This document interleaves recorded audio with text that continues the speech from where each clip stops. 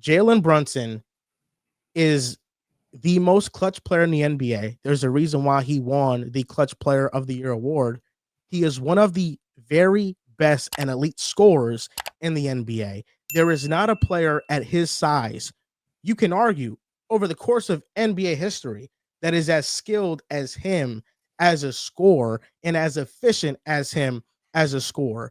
Looking at the fourth quarter numbers for him, amongst all NBA players in the playoffs in the fourth quarter, Jalen Brunson is number one in fourth quarter points at 66.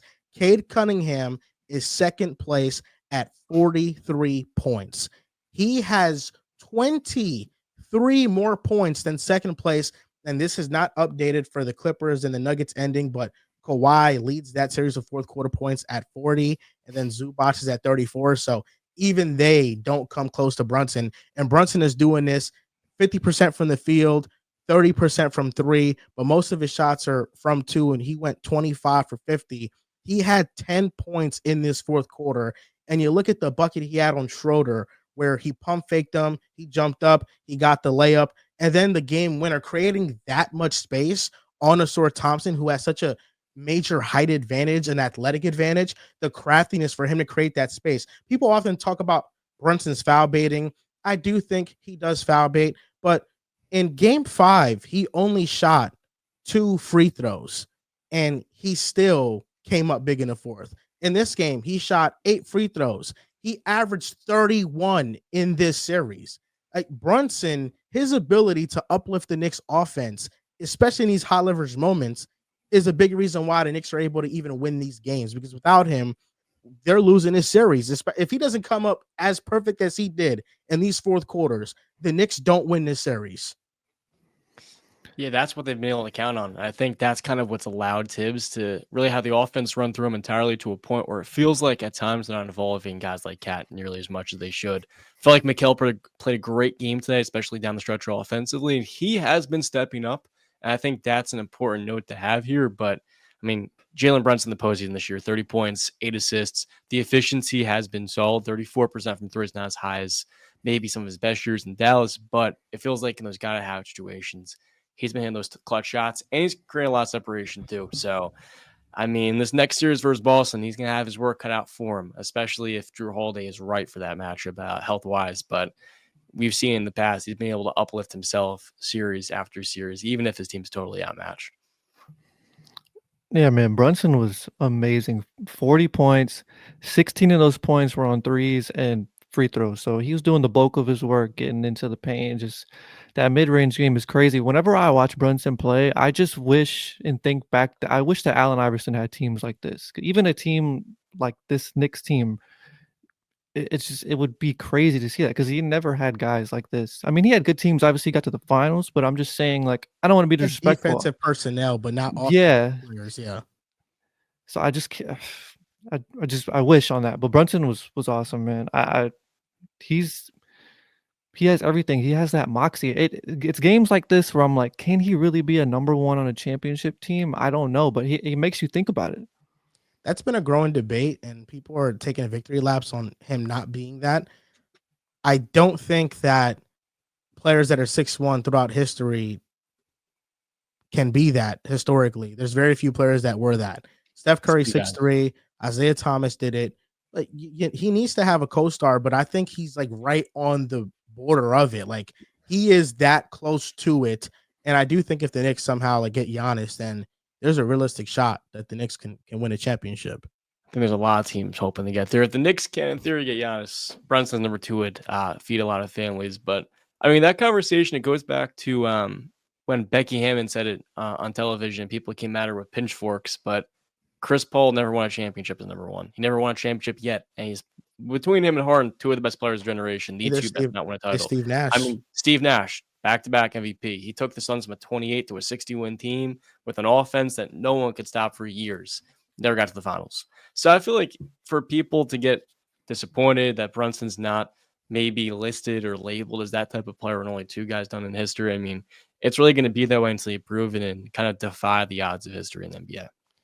And it's not a reflection on his greatness because, like you mentioned, there's a lot of players that are that size and haven't been able to do it, but they're all-time greats and they're legends.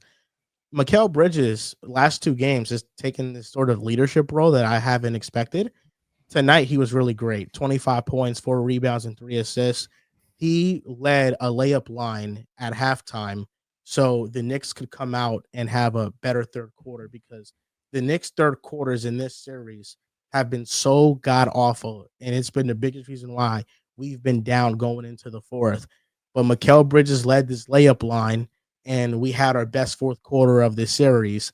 And OG had 20 points as well, and he shot the ball well. 22 points, 4 for 10 from three.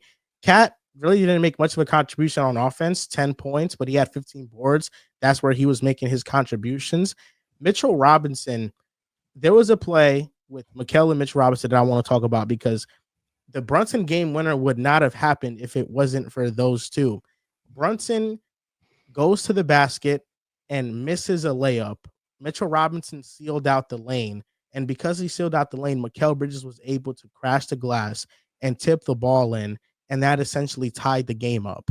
Had it not been for that, this game winner doesn't happen. And I think Mikal Bridges over the last 3 or so games has really made his mark on this team and has been playing better.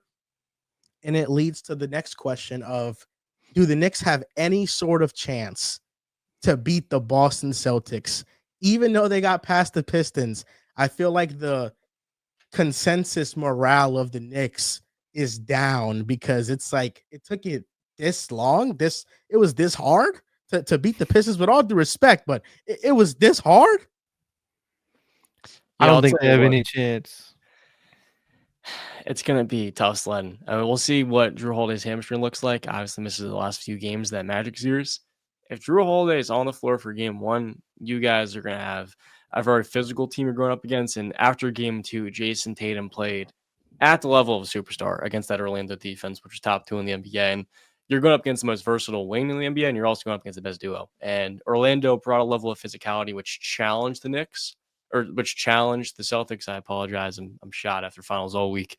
The Knicks last year, they brought that with Isaiah Hartenstein and Dante DiVincenzo. There is a different culture and different level of camaraderie that this year has come and gone. It does not feel the way it did last year. And the question is really, can the Knicks match that level of physicality that Boston is going to bring? I think the answer is no. And Jalen Brunson, he takes 33 shots in this game, plays a wonderful game, 40 points, 7 assists. Shout out to Santos in the chat. He asked, has Brunson passed Melo? I understand Carmelo's return in New York was a euphoric moment. Yes, Jalen Brunson has passed Melo as a Knick with what he has done the last 3 years. But when you look at this Celtics matchup with the idea of a healthy Porzingis, I think he plays better against the Knicks than Orlando. And to me, I just feel like the Magic matched up better. If Trae Young can get games off the Celtics, the Knicks can definitely get at least one. Like I said, they have no chance, but I do think they'll get at least one, Well, if maybe it's a two. They're 5-game not gonna series, they swap. got no Yeah, chance. I'm not telling you. So what do you guys think the series is going to be? You think it's a 5-game series? I think it's a competitive 5 to maybe a lukewarm 6. Wow. So 5. It's no chance at all. I'm not saying they ain't got no chance, but That's I mean, no Trae chance. Young's a If Celtic you lose killer. at That's 5, what he is. He's you a got playoff no riser chance. just like Brunson too. The more I watch Jalen Brunson, the more I want to say 6 games, but 5 just sounds right. Yeah, I just think the Celtics they have their number for the Knicks. I think they've only won 1 game against them in the last 2 years. Yeah, the Celtics are 8-0 against the Knicks over the last 2 years. But this year, first game, the Celtics beat us 132-109. Second game, 131-104. They have been blowing us out. Third game, 118-105. It was a close game, and then it kind of got away from us. They won by double digits. Last game, 119-117. That means that the Knicks, each game, they're getting closer and closer to beating the Celtics, which means, John, the Knicks are taking game 1 of this series. I mean, you have to at some point. You're 0-7 this year versus the Cavs, the Thunder, and the Celtics. I do think that the Knicks can, in certain stretches, make a competitive affair, especially if Mikel's playing the way he did the last 2 games. I think that's an important note here because you know what you're getting from OJ Anunoby. Cat is a pretty big X factor, and I feel like he's going to be up and down. That's kind of the story of Karl Anthony Towns in the postseason. You know what you're getting from Brunson, and you don't have a whole lot of depth. To me, it comes down to Mikal Bridges. They push this series to 6 games. If he plays a good, consistent two-way series where offensively he's being consistent and productive, especially around the rim, inside the arc, I could see it being a little more competitive, but it just comes down to physicality for me, especially when we watch the first round, when you watch Nuggets Clippers, when you watch Celtics Magic. Officials are letting you get away with far more. I don't think I talked about today. In the Nugget game, they took 9 free throws. You look at the Celtic Magic games, it's been similar where they're letting you play through contact. I don't look at this Knicks team and think they can match that level of intensity that Boston is going to bring. And I don't think the Knicks have the level of physicality that Orlando brings to a series with that level of chippiness. The Knicks last year were much more of a tougher team with Isaiah Hartenstein and Dante DiVincenzo. Mikal Bridges is sort of blossoming into that, where he is becoming more of a vocal leader for the team. The hardest projection about this series is that in order for the Knicks to have a chance, everybody has to be A plus. Brunson has to be A plus. Cat has to be A plus. Mikal has to be A plus. OG has to be A plus. And Josh Hart has to hit threes. And we have to have contributions from our bench. When you think about it like that, and you look at all the things that have to go right for the Knicks, I don't think the Knicks have much of a chance with the way that they struggled versus the Pistons. And with the way that they played offense against Detroit, they were down in 3 or 4 of their wins against Detroit in the first round. They were down heading into the fourth quarter. With the way that New York plays offense, it's isolation centric. You don't think that the Celtics going to live with Brunson going one-on-one on Derek White and Drew and Tatum and Jaylen Brown?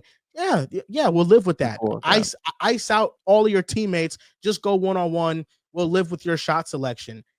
That's what I think is going to be the toughest thing for the Knicks. And the Knicks have shown me no signs of having a creative, free-flowing offense. It's not a rhythm-based offense at all. It's very isocentric. And I think that falls perfectly into the Celtics' hands. And unless we're getting Herculean series from everybody in the Knicks starting 5, it's going to be pretty much impossible to beat the Celtics. Well said. Yeah. It's just unfair with the Celtics because it doesn't matter who's guarding Brunson. The next guy over, like from Tatum to Brown, everyone, they can all guard the other guys. It's not like you don't have to put your best Rudy. defender on. Yeah. Yeah, you don't like Brunson. He's going to see one of 4 elite defenders at all times.